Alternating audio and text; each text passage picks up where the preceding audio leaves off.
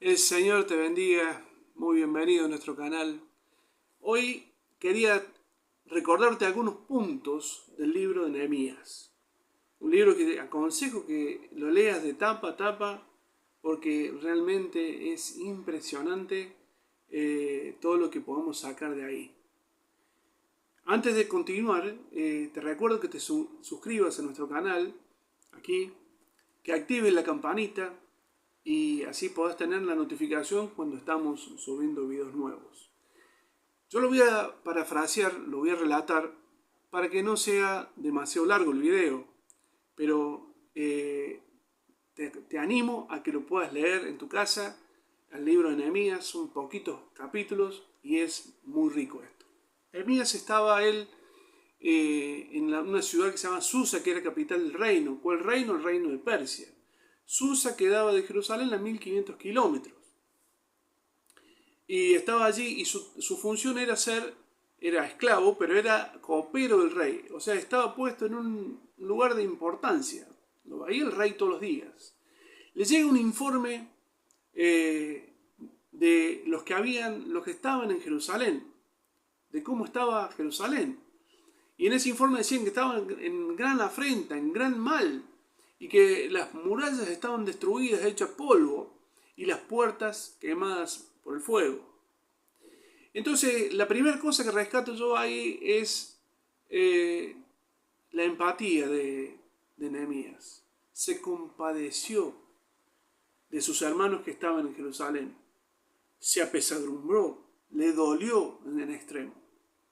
Pero no solamente eso, sino que se le vino la carga de decir, yo puedo hacer algo. Seamos como Nehemías, yo puedo hacer algo.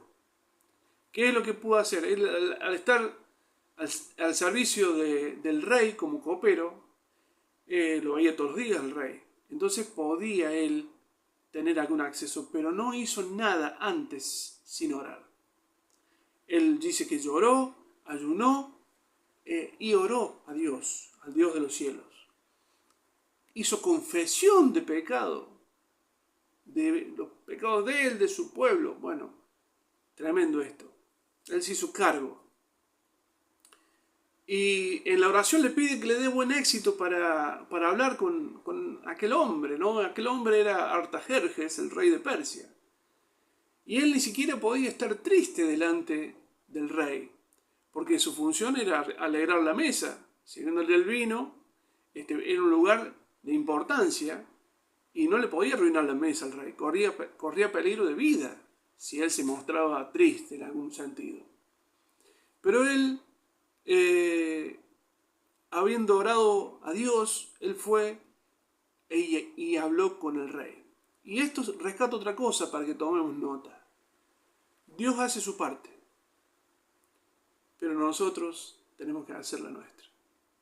Muchas veces escucho a hermanos, a familias que la mandan a las mujeres a resolver trámites o a enfrentarse con algunas cosas, cuando en realidad son los hombres los que tenemos que resolver como líder de nuestro hogar.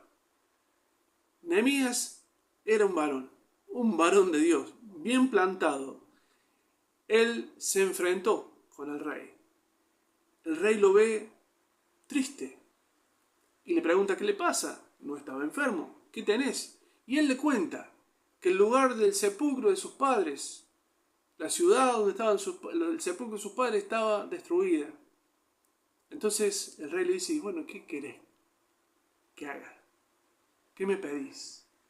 Entonces él le dice que él quisiera ir a reconstruirla.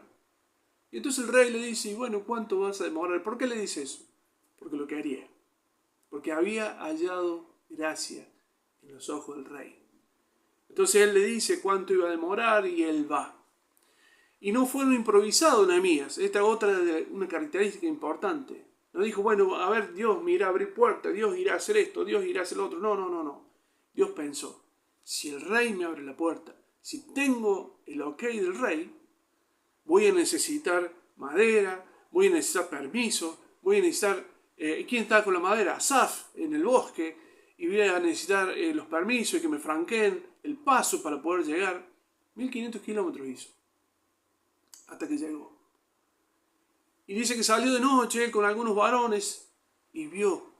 Y no dijo a nadie nada porque él no iba en ansiedad. Otra de las características. No tenemos que ser ansiosos. Tenemos que esperar el momento. Porque él podría haber dicho, bueno, acá vengo de parte del rey, muchachos, vamos a empezar la obra, a ver, tranquilo.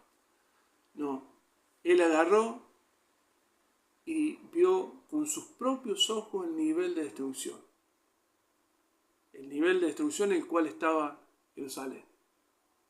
Entonces les dijo, ustedes ven el mal que estamos. Ustedes ven. Es que como que no quiso disfrazar, bueno, todo, miremos la mitad del vaso, la mitad del vaso lleno. No. Él dijo, ustedes ven en el mal que estamos. Y suelta la palabra de fe. Otra de las características de Nehemías, él soltó palabra de fe, palabra de ánimo. Dijo, no estemos más en oprobio. Levantémonos y edifiquemos el muro. Entonces, eso contagia. Como contagia el desánimo. Y contás con gente que siempre está con pesimismo, con desánimo. Eso es contagioso también. También la fe es contagiosa. Él tira esa palabra de ánimo y dice, no estemos más en oprobio, edifiquemos. Pero ¿qué pasa? Siempre cuando hay la intención de restaurar, siempre aparecen los Sanbalat. Y después veanlo, que aparece Sanbalat y otro Tobías, y hay un tal Gesén el árabe, que lo simbolizo como mandados por el enemigo. Y aparecen ellos. ¿Y qué es lo que van a hacer? Y les quieren infundir temor. Y les quieren infundir miedo para que no puedan construir. Y dicen palabras terribles. Entonces, en un momento, Nehemías le dice, ustedes no tienen parte ni arte acá.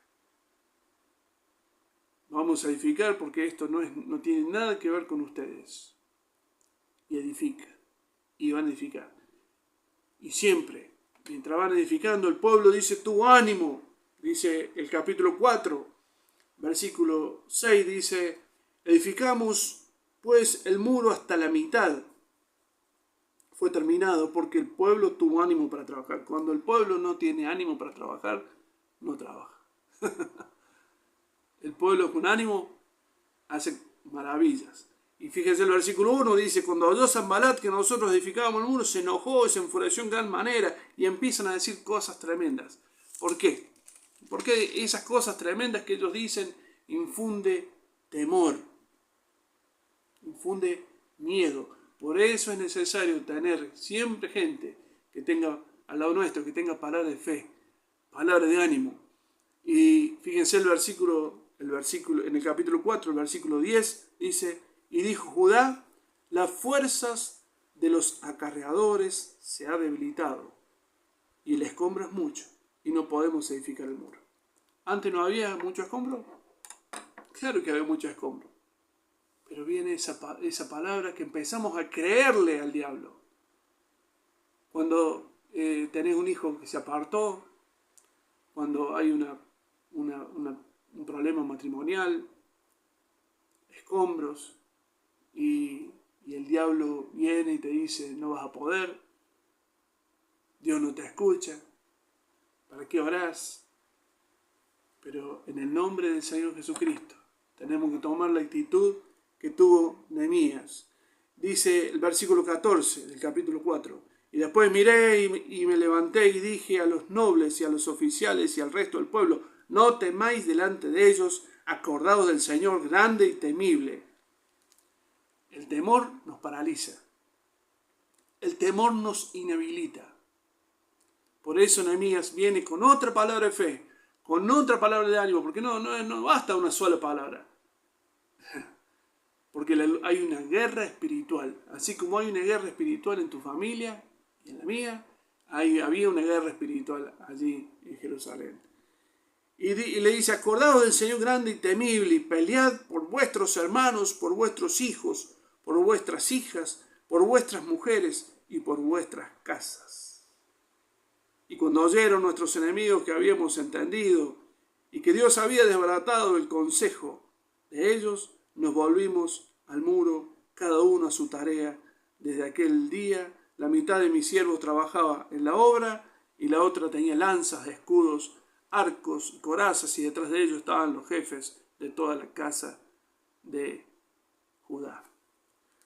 Nehemías tuvo que hacer una preparación, un organigrama, acomodando por familias para edificar el muro. Por familias iba. Pero con esa palabra de ánimo, el pueblo siguió. Y versículo 23 dice: y ni yo, ni mis hermanos, ni mis jóvenes, ni la gente de guardia que me seguía, nos quitamos el vestido, cada uno se desnudaba solamente para bañarse. ¿Qué quiere decir eso? No había tiempo para relajarse. Era tiempo de tomar la espada, los escudos, las corazas. Era tiempo de tomar la cuchara, edificar, y como hacen los perros, ¿vieron? Los perros están durmiendo, pero tienen una oreja levantada. Era el momento de estar concentrados en lo que estaban haciendo. Muy bien, vamos terminando. Seguían dándole temor. Versículo del capítulo 6, versículo 9, podemos leer: porque todos ellos nos amedrentaban diciendo: se debilitarán las manos de ellos en la obra y no terminarán. Ahora, pues, oh Dios, fortalece mis manos, decían amigas. Entonces viene uno y le dice: bueno, vamos a escondernos, nos escondamos porque hoy vienen a matarte. Hoy vienen a matarte. ¿Y qué dijo Nehemías? Vamos a ver, versículo 11 del capítulo 6. Entonces dije: un hombre como yo ha de huir. Me gozo al leer esto. Me gozo al leer esto. ¿Cómo necesitamos el carácter varonil? No que estén escondidos los hombres debajo de la mesa, escondiéndose, sino ese carácter varonil que dice: un hombre como yo ha de esconderse. ¡Qué tremendo! Y termino diciendo esto: acuérdate, dice el versículo 14, Dios mío, de Tobía y de Sanbalat, conforme a estas cosas que nos hicieron. También acuérdate de nodisas, profetisas y de los otros profetas que procuraban infundirme miedo. Él seguía orando. Nehemías era un hombre de oración. Dios usa gente de oración. Y versículo 15. Y fue terminado, pues, el muro el 25 del mes de Elul en 52 días. En 52 días, un récord fue. Nehemías pudo terminar. Después vino el tiempo de la restauración del culto, del templo, de volver a Dios y de renovar todo lo que tenía que ver con los sacerdotes y todo eso que se encargó Esdras. Pero qué tremenda estas cosas que podemos rescatar de Nehemías. Te aconsejo que lo leas de punta a punta. Yo hice un resumen muy poquito para no extenderme demasiado y me he extendido. Leete Nehemías. Son poquitos capítulos. El Señor te bendiga y será hasta la próxima.